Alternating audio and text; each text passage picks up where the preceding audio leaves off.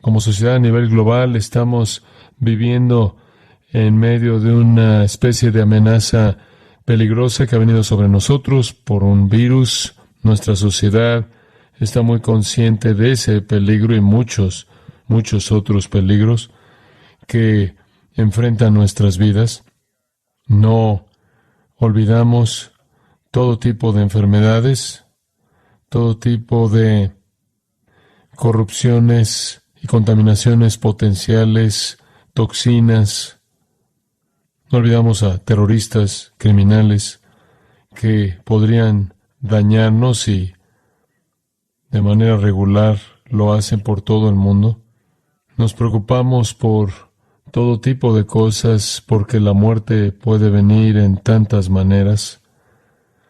De hecho, nos sentimos sobreexpuestos a cosas que no podemos ver y cosas que podemos ver, que pueden quitarnos la vida. Nos preocupamos por la vida hasta el punto en el que tomamos en serio lo que comemos y los aspectos de nutrición y suplementos del alimento que quizás pueden extender nuestra vida y poder vivir más en términos físicos, porque básicamente tenemos un temor hacia la muerte y eso es normal, porque la vida está llena y está rica de relaciones significativas para la mayoría de nosotros y queremos aferrarnos. También es verdad porque no estamos seguros en muchos casos de lo que viene por delante. Entonces quiero ser muy honesto con usted y hablarle a partir de la palabra de Dios como un mensajero del Señor. Y quiero presentarle una pregunta. ¿Qué es lo que más teme? ¿Qué es lo que más teme? Y quiero añadir otra pregunta. ¿Qué es lo que usted más debería temer? O dicho de otra manera, ¿cuál es la más grande amenaza para su vida? ¿En qué punto debería usted hacer lo que puede ser hecho para que usted esté seguro y evitar esa más grande de todas las amenazas? ¿Cuál es su amenaza más grande? O dicho de otra manera, ¿quién es su mayor enemigo? ¿Quién es la persona más peligrosa a la que usted jamás encontrará? Ahora, el enemigo más grande que jamás encontrará no es humano. Eso hace que las opciones sean menos. Algunos de ustedes están pensando, ¿debe estar hablando del diablo, de Satanás? No, Satanás no es su enemigo más grande, en absoluto. ¿Le sorprende a usted escuchar eso? Es verdad. Su enemigo más grande, su enemigo mortal, más grande, más destructivo, es de hecho Dios. Los demonios saben eso. Satanás sabe eso. Esa es la razón por la que le dijeron al Señor Jesús, ¿has venido para destruirnos? Incluso los demonios saben que Dios es el juez final y ejecutor. Con respecto a nosotros, Mateo 10:28 registra las palabras de Jesús. Estas son sus palabras. No temáis a aquellos que matan el cuerpo, pero no pueden matar el alma. Temed más bien aquel que puede destruir el alma y el cuerpo en el infierno. Teman aquel que puede enviarlos al infierno. Y ese es Dios mismo. Ese es Dios mismo. Dios es la amenaza más grande para la vida de usted, para la vida de cualquier ser humano. Usted no debería temer nada en un sentido definitivo que esté limitado al daño físico, incluso muerte física, porque esas cosas que pueden dañar su cuerpo no son las cosas que producen la destrucción final de su alma. Debe estar usted aterrado de aquel que puede destruir el alma y el cuerpo en el infierno. Y ese no es Satanás. Satanás no es el soberano del infierno. Él está entre aquellos que estén en el lago de fuego mismo, que será castigado eternamente por el soberano que está por encima del infierno, quien es Dios mismo.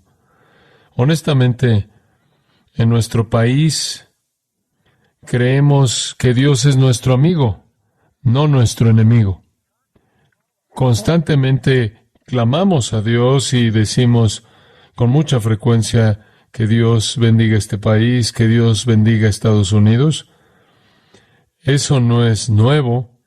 Desde 1918 hubo una conflagración de naciones que se identificó como la Guerra Mundial, la Primera Guerra Mundial, y en ese mismo año, en 1918, también tuvimos la gripe española que mató a 100 millones de personas, y fue durante ese año, supongo que bajo las aflicciones de esas realidades desastrosas, que un escritor de canciones llamado Irving Berlin escribió una canción llamada Dios bendiga a Estados Unidos. Él clamó a Dios y le pidió que bendijera nuestro país. Todavía cantamos esa canción, ha sido editada a lo largo de las décadas, pero todavía cantamos esa canción. Y en cierta manera pensamos que lo merecemos, usted sabe.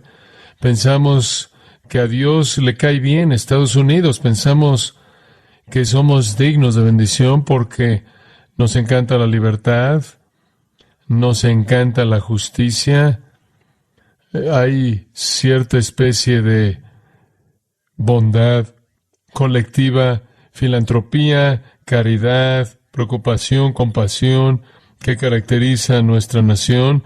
Hay un deseo por equidad, nos preocupa el bienestar, nos preocupa el proteger a la gente del daño, no solo nuestra propia nación, sino a lo largo de los años hemos enviado nuestras tropas por todo el mundo para proteger a otras personas. Somos cuidadosos en lo más que podemos de estar en la punta del avance tecnológico, médico que pueda mejorar la vida, y gastamos nuestro dinero en la gente que lo necesita aquí por todo el mundo. Y entonces pensamos que con toda esta bondad seguramente podemos pedirle a Dios que nos bendiga. Y creo que incluso a nivel personal, la mayoría de la gente piensa que Dios es amigable hacia ellos. Piensan que Dios quizás va a ser la fuente de buena fortuna. Usted oye a personas que se ganan la lotería, incluso dicen gracias al Señor. Pensamos que hay un sentido en el que nuestra bondad nos trae victoria.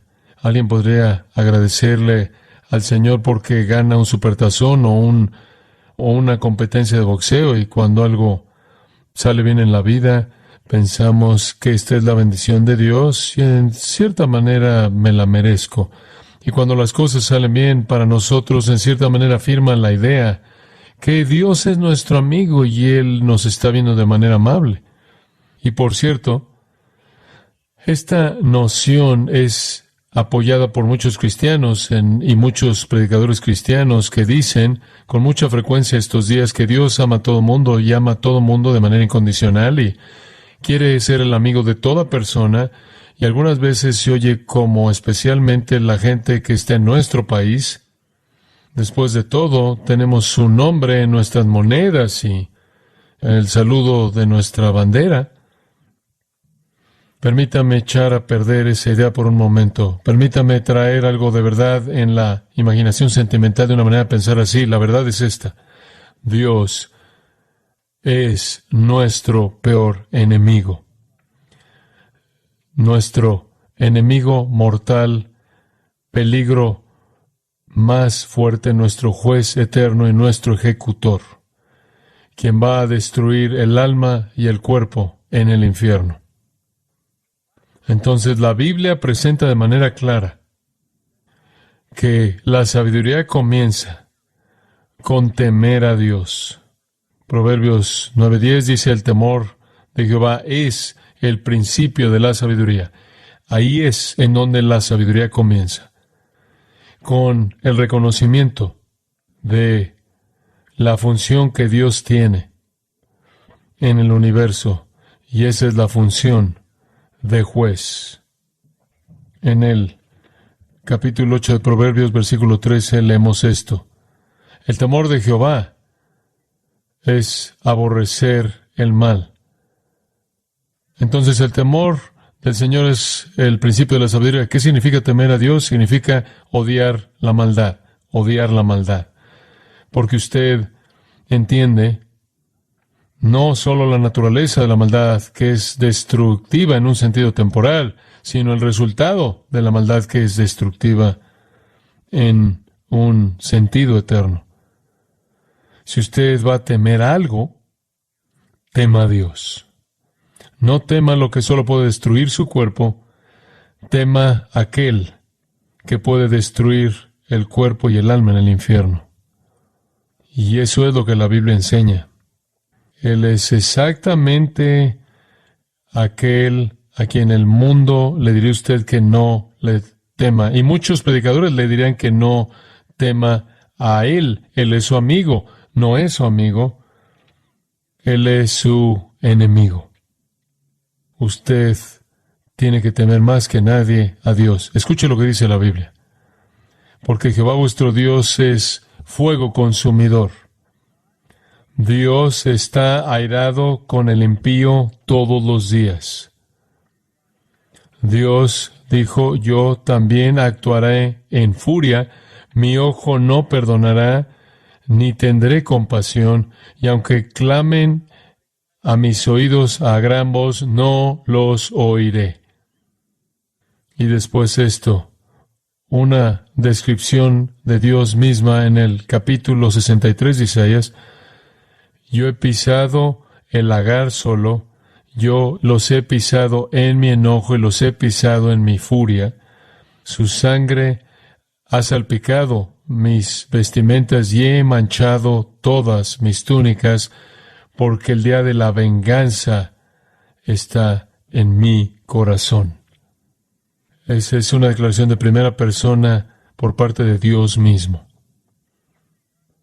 Jonathan Edwards, quizás el teólogo más grande en la historia de Estados Unidos, predicó un sermón y en él dijo esto: si clamas a Dios para que tenga compasión de ti, va a estar tan lejos de tener compasión hacia ti y de mostrarte el menor favor, y en lugar de eso, únicamente te va a pisar. Y aunque Él va a saber que no puede soportar el peso de la omnipotencia pisándote, sin embargo, Él no la va a considerar, sino que te va a aplastar bajo sus pies sin misericordia. Él va a aplastar tu sangre, la va a hacer volar y va a salpicar su vestimenta como para manchar toda su ropa. Él no solo te va a odiar, sino que te va a considerar en menosprecio total. Cuando Jonathan Edwards predicó ese sermón hace mucho tiempo en Estados Unidos, la gente clamó por misericordia. El libro de Apocalipsis se acerca a la conclusión con estas palabras. En el capítulo 20, vi un gran trono blanco y el que estaba sentado sobre él, delante del cual la tierra y el cielo huyeron de él, y no hubo lugar para ellos. Y vi a los muertos, grandes y pequeños, de pie delante de él, y se abrieron los libros, y otro libro se abrió, que es el libro de la vida, y los muertos fueron juzgados conforme a lo que estaba escrito en los libros de sus obras, y aquel cuyo nombre no estuvo escrito en el libro de la vida fue arrojado al lago de fuego, y ahí serán atormentados día y noche por los siglos de los siglos. Isaías dijo: mirad que Jehová está por venir con fuego, y su carro son como torbellino, y traerá su ira como furia, y su reprensión como llamas de fuego. El retrato ahí es el retrato de los carros de Dios como un ejército que vienen con furia y van echando polvo. Dios vendrá en juicio como un torbellino, y todos sus enemigos van a sentir la furia de su ira. Hay una condenación universal en el libro de Romanos, capítulo 1, Versículo 18, porque la ira de Dios se revela desde el cielo en contra de toda impiedad, injusticia de los hombres que detienen con injusticia la verdad. La ira de Dios se revela desde el cielo contra toda impiedad, injusticia, lo cual esencialmente es la supresión de la verdad, el contener la verdad. Y el registro bíblico, la historia bíblica de cómo Dios trata con los hombres, apoya que Dios es el enemigo más grande que tiene la humanidad. Adán y Eva lo desobedecieron y fueron maldecidos. Así también fue su hijo Caín. El mundo entero estaba encerrado en la maldad y únicamente la maldad de manera continua, y Dios ahogó al mundo entero, a millones de personas, con el diluvio universal. El mundo post-diluvio desobedeció y los esparció, confundió su idioma y dio lugar a conflictos mortales internacionales a lo largo de toda la historia humana. En Egipto mató a todos los primogénitos entre los egipcios. Él destruyó el ejército entero de Egipto, ahogándolos en el Mar Rojo. Él mató a muchos israelitas que adoraron al becerro de oro. Él consumió con fuego a aquellos que lo desagradaron y nombró el lugar tumbas de los codiciosos. Él mató con mordidas de serpiente venenosa a aquellos que fueron desobedientes. Mató a 24,000 en una plaga, destruyó a 70,000 en una plaga. Todo eso está registrado en el Antiguo Testamento. Y aunque la mayoría de la humanidad, históricamente hasta la actualidad, ha sido librada de ese tipo de muerte, han habido holocaustos como ese a lo largo de la historia. Estamos familiarizados con ellos, pero la mayoría de la humanidad ha sido librada de eso. Todos merecemos morir. Y ocasionalmente vemos ese tipo de muertes masivas como un recordatorio de lo que todos merecemos. Pero Dios, en misericordia, para la mayoría de nosotros, contiene el juicio. Incluso en el 70 después de Cristo, en el Nuevo Testamento, vinieron los romanos y hasta donde sabemos, cientos de miles fueron matados por la espada romana. La historia humana es la historia de la muerte. Si usted lee el 5º capítulo de Génesis, usted encuentra la primera genealogía en la Biblia, y la genealogía de Génesis 5 se lee exactamente igual para toda persona. Y murió, y murió, y murió, y murió, y murió. Para cuando usted llega al final del capítulo 5 de Génesis, usted sabe que todo muere. Todo mundo muere. En Hebreos 9:27, la Escritura dice: está establecido que los hombres mueran una sola vez y después de esto el juicio. Ahora, ¿qué tan amplia es esta sentencia de muerte? Todos morimos porque todos somos pecadores y la paga del pecado es muerte. Y todos pecamos, todos morimos. El hecho de que todos morimos es la prueba de que todos somos pecadores, y que eso también indica que el juicio de Dios es un juicio justo. La Biblia describe la naturaleza del hombre en el 3er capítulo de Romanos, uniendo muchas afirmaciones del Antiguo Testamento. El apóstol Pablo enlista estas afirmaciones del Antiguo Testamento que resumen la naturaleza pecaminosa de todos nosotros. No hay justo ni aun uno, no hay quien entienda, no hay quien busque a Dios. Todos se desviaron, a unas se hicieron inútiles, no hay quien haga lo bueno, no hay ni siquiera uno. Sepulcro abierto es su garganta, con su lengua engañan, veneno de áspides hay debajo de sus labios. Su boca está llena de maldición y de amargura, sus pies se apresuran para derramar sangre, quebranto y desventura hay en sus caminos, y no conocieron camino de paz. Y después, esta condenación final: no hay temor de Dios delante de sus ojos. Ese es el problema esencial del hombre. El principio de la sabiduría es el temor a Dios. Pero no hay temor de Dios delante de los ojos del hombre natural y mujer. ¿Por qué estoy diciendo todo esto? Porque usted no puede entender lo que Cristo hizo en ese Viernes Santo. Usted no puede entender el punto de su muerte a menos de que entienda por qué murió Él.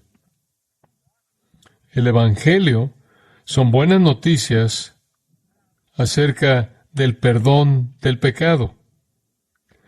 Y Jesús desde la cruz dijo, Padre, perdónalos porque no saben lo que hacen. Y Él podía ofrecer ese perdón y proveer ese perdón porque Él iba a llevar a cabo el sacrificio que hizo posible ese perdón.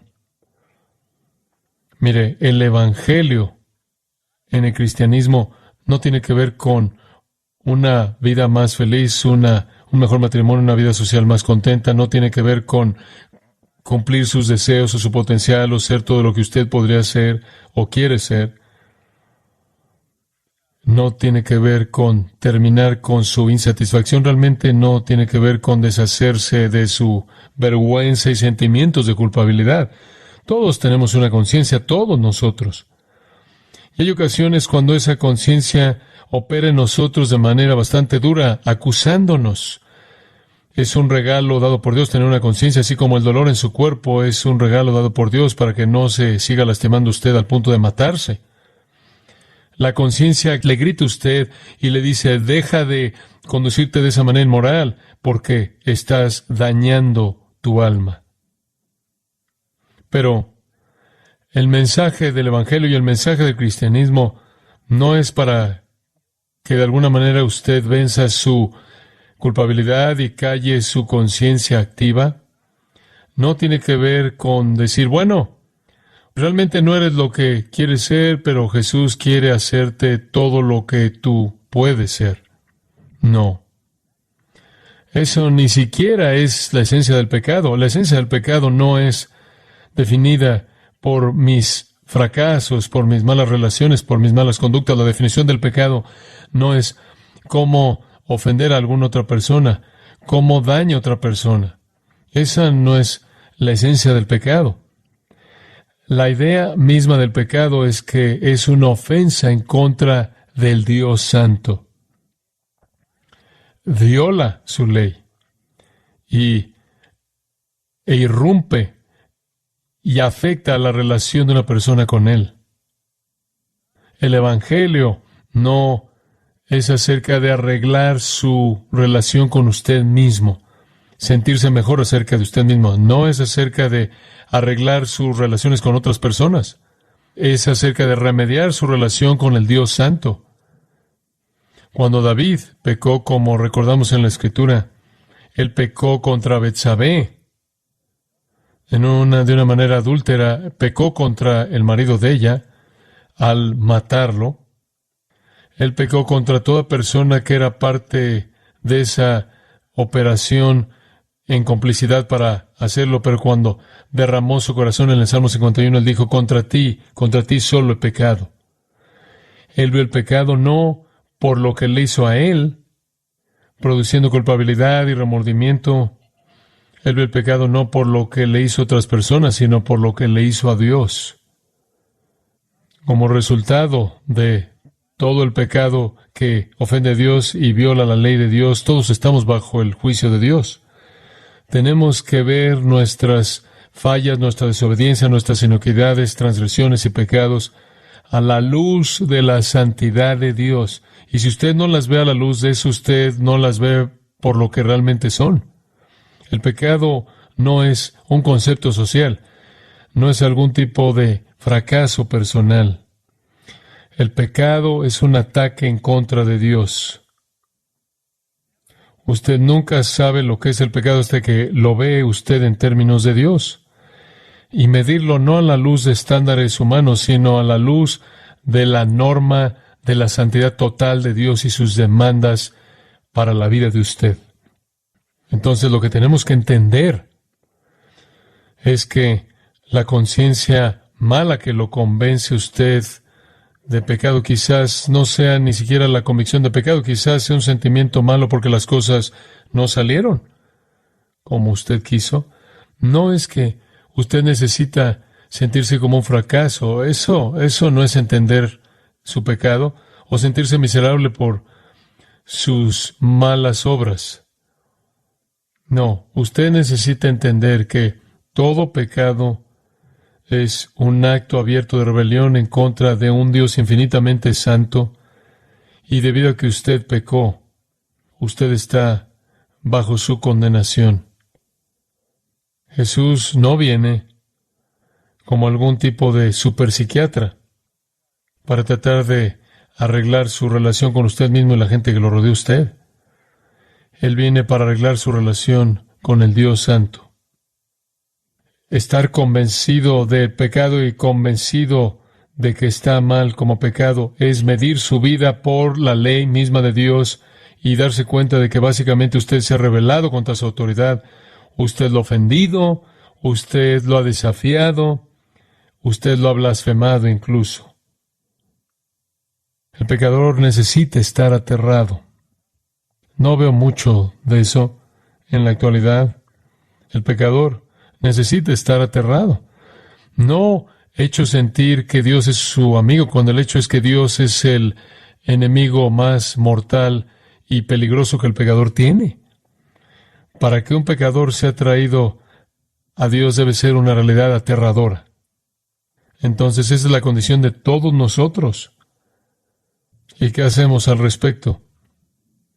No podemos hacer nada al respecto, porque por las obras de la ley ningún ser humano será justificado por él. No podemos reconciliarnos al ser buenos porque no podemos ser lo suficientemente buenos. Jesús dijo, sed pues vosotros perfectos como vuestro Padre que está en los cielos es perfecto. No podemos alcanzar eso. Usted no puede alcanzar la salvación solo. ¿Cómo podemos entonces reconciliarnos con un Dios a quien ofendemos continuamente? ¿Qué podemos hacer? La respuesta a eso viene en la obra de Jesucristo, y sabemos, a partir de lo que Él dijo en la cruz, Padre, perdónalos, que eso esencialmente esta es la razón por la que Él vino y por qué estaba muriendo, para proveer perdón de pecados. Pero, exactamente, ¿qué es lo que necesitamos entender? Bueno, repasemos lo que dijimos. El principio de la sabiduría es temer a Dios. Romanos 3 dice, la gente no teme a Dios.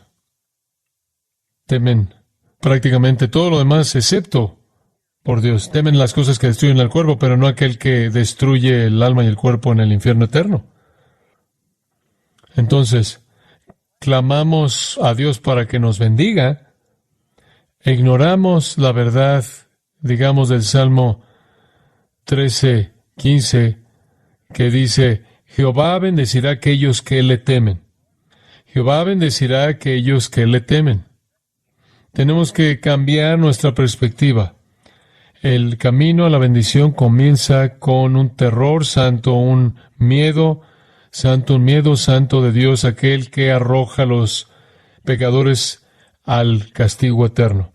Permítame resumir por qué necesitamos ver a Dios como nuestro enemigo y temer lo que Él puede hacer y nos hará. En primer lugar, Él es el gobernante soberano de todos los que viven. Él posee en sí mismo autoridad completa y universal y ha establecido una ley moral absoluta reflejando su perfección santa, para lo cual demanda una obediencia perfecta. Y si usted no obedece, usted está bajo su juicio. El pecado es cualquier violación de su ley santa, haciendo que todos nosotros seamos culpables. Y el castigo es justo. Entonces Dios es el dador de la ley, soberano. En segundo lugar, Él es el guardián. Él es quien ha preparado una prisión inescapable de sufrimiento. El lago de fuego, la Biblia dice, tristeza para siempre para aquel que está ahí, el culpable. Este es el lugar en donde el guardia mantiene a los violadores para siempre. Dios, después, en tercer lugar, es el ejecutor.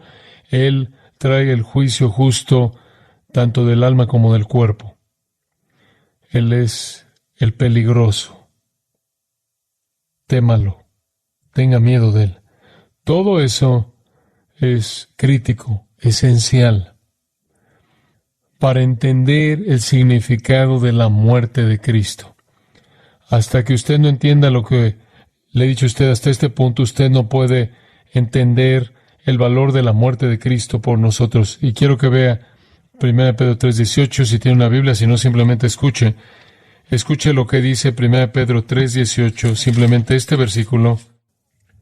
Porque también Cristo padeció una sola vez por los pecados, el justo por los injustos, para llevarnos a Dios, siendo la verdad muerto en la carne, pero vivificado en espíritu. Eso es tan profundo, tan lejos en sus ramificaciones, que podría ser una serie por lo menos de 10 semanas de predicación de este solo versículo. Pero vamos a explicarlo a detalle. Esta es revelación profunda. En primer lugar, Cristo también padeció por los pecados. Cristo murió por los pecados. Esa es la afirmación más grande, de más esperanza, más maravillosa, las mejores noticias que jamás podría presentarse a un mundo de pecadores. Él murió por los pecados. ¿Los pecados de quién? No eran los suyos. Él fue santo, inocente, justo, apartado de los pecadores. Él fue el santo de Dios. ¿Qué pecados? Los pecados de todos los que creían en Él. Observe, su sufrimiento fue definitivo. Él padeció, murió. Algunas personas pueden sufrir algo de dolor para beneficiar a alguien más, pero no necesariamente entregar su vida. Algunas personas quizás de manera voluntaria podrían ofrecerse a sufrir alguna privación para satisfacer la necesidad de alguien, pero no necesariamente entregar su vida. Ninguno tiene mayor amor que que uno ponga su vida por sus amigos. Entonces, fue un sacrificio definitivo. Estuvo relacionado a los pecados, murió por los pecados, no los suyos. Él no tuvo ninguno. Regresa al capítulo 2, versículo 22, donde dice acerca de Cristo, el cual no hizo pecado, ni se halló engaño en su boca. Entonces dice el versículo 24, Él mismo llevó nuestros pecados en su cuerpo sobre el madero. Él murió por los pecados, pero no tuvo ningún pecado. Él murió por nuestros pecados. Entonces, fue el sacrificio definitivo. Y estuvo dirigido a enfrentar los pecados. En tercer lugar, fue único. También Cristo padeció una sola vez, hapax, una sola vez,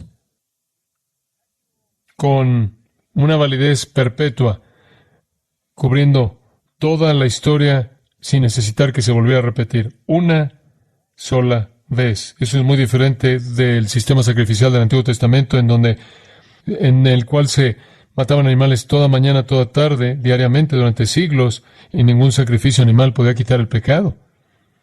Una muerte. Él, mediante la única ofrenda de sí mismo, santificó a su pueblo para siempre. Una sola ofrenda. Eso exhibe, por cierto, el error de la misa, la cual es algún tipo de recrucifixión de Jesús simbólica. Entonces, su muerte fue el sacrificio definitivo y estuvo dirigido a los pecados. Fue única en el sentido de que fue una sola vez y fue amplia. Él murió una sola vez por los pecados. Padeció una sola vez por los pecados. Todos los que van a entrar al cielo, que básicamente son congregados en esa sola muerte. Escuche 2 Corintios 5:14, porque el amor de Cristo nos constriñe. Habiendo concluido esto, que uno murió por todos. Versículo 15. Uno murió por todos. Él murió por todo su pueblo. Murió por todos los que creían. Una muerte por el pecado fue lo único que fue necesario de manera amplia por todos los que creen. Por todo el mundo, su pueblo, a lo largo de toda la historia humana. El sacrificio en el Antiguo Testamento fue repetido.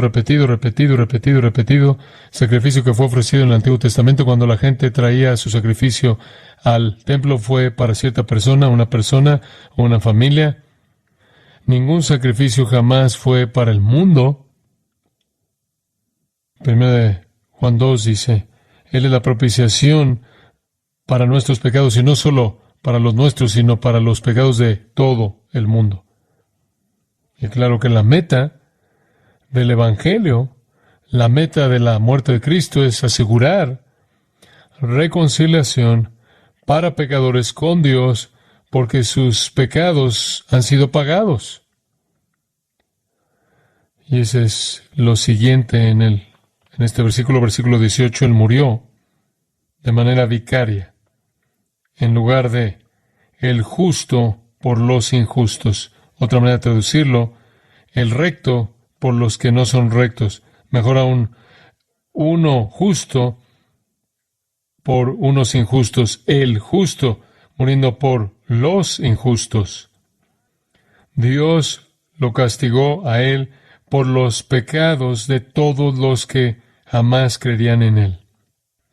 Hebreos 9:28 lo expresa de esta manera: sufrió una vez para llevar los pecados de muchos. Esa es la razón por la que el Viernes Santo es bueno. En su sermón en Hechos 3, Pedro llama a Jesús el santo y justo, el perfecto, el que no tiene pecado. Llevó nuestros pecados en su cuerpo en la cruz. Llevó la furia completa de la ira de Dios.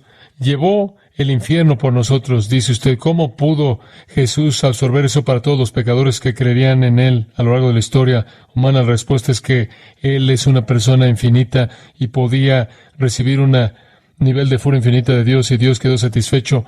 ¿Cómo sabes que Dios quedó satisfecho? Dios lo resucitó de los muertos y así certificó la validez de su sacrificio.